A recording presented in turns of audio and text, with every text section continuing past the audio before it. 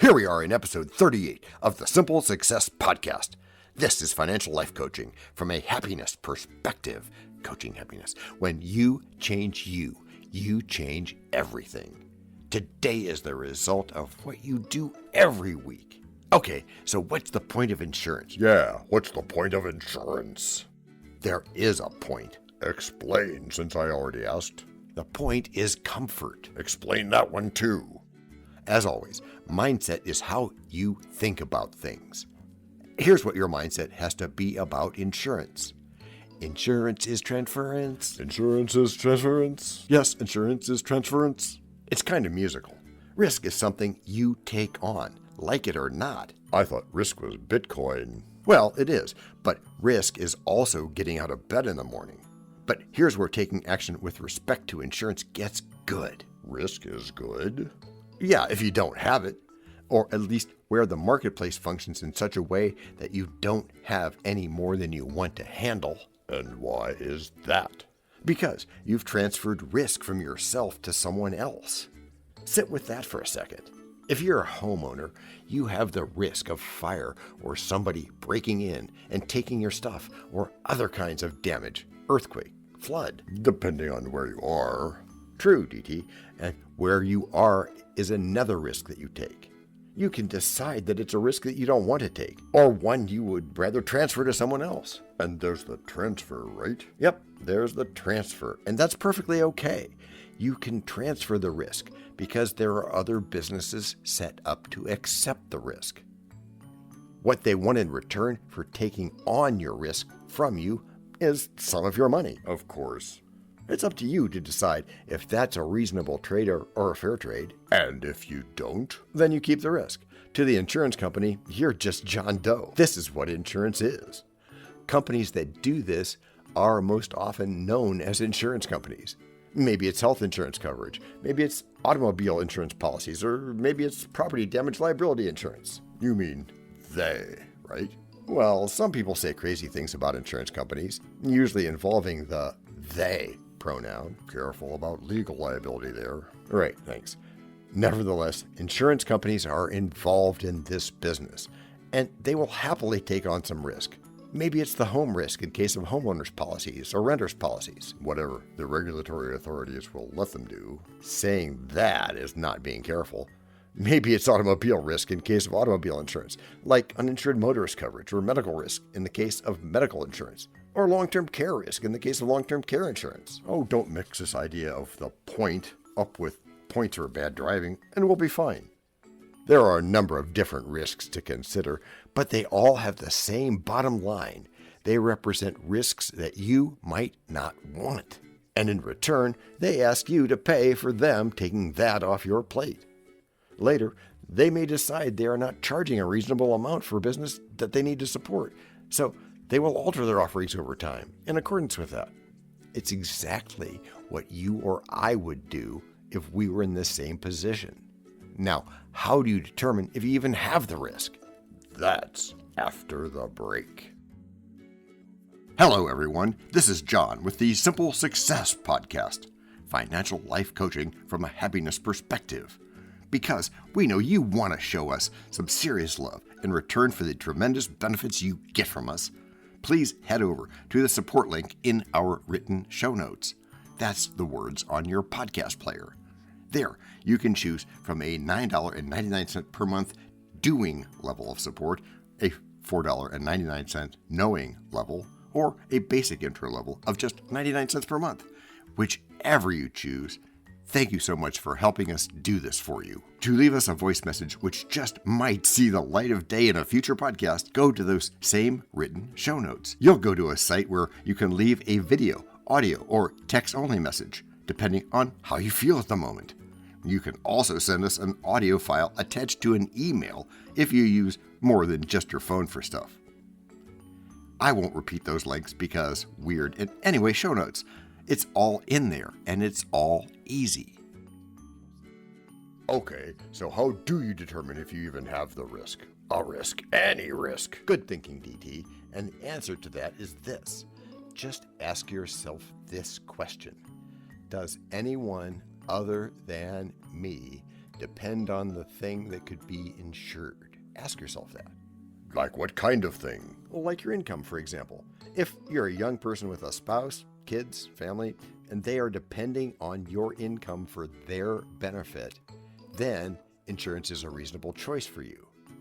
If something were to happen to you, You probably wouldn't know it. well, maybe not, but your significant other and other family members sure will. Their needs are not going to go down. They'll still have the same prescription drugs. If those people aren't in your life, then you do not need insurance.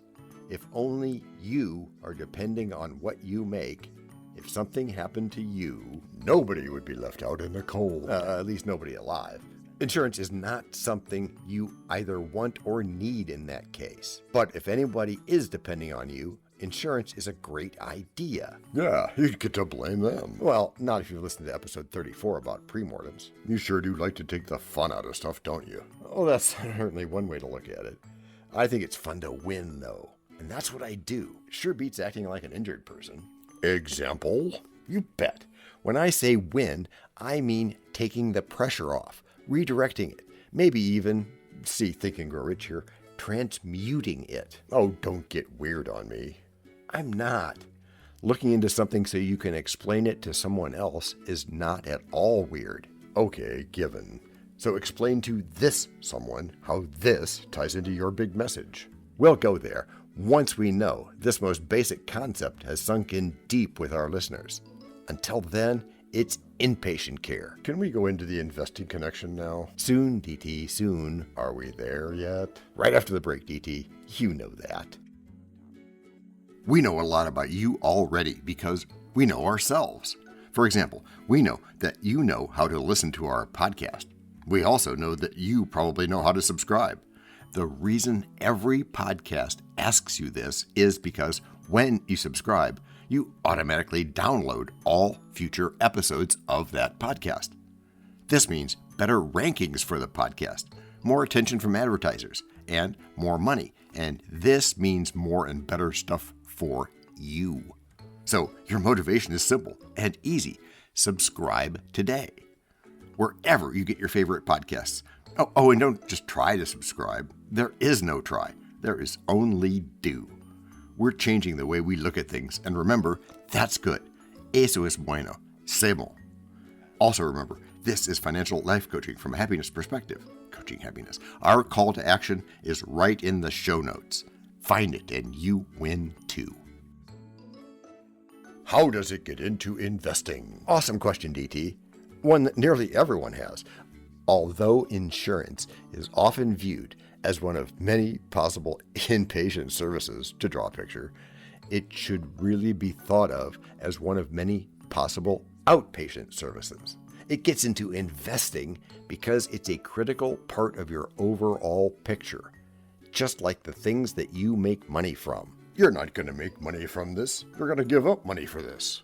But you're going to gain peace of mind, and your whole portfolio needs to involve not just money. It also has to be calm, fun, and peaceful. Yes, we should all bask among the bamboo with our money, you insurance agent. Whatever, DT. It's important in investing, as in other things, to take pressure off. You can worry about earthquakes or dying young, but why do that? Dunno, because it's fun? Why not gain peace of mind by transferring that concern to the insurance company? Your peace of mind is worth some amount of money. In fact, that's what money is for. Really? I thought it could buy you love. Well, maybe it can. Maybe we should look into licensed healing art care.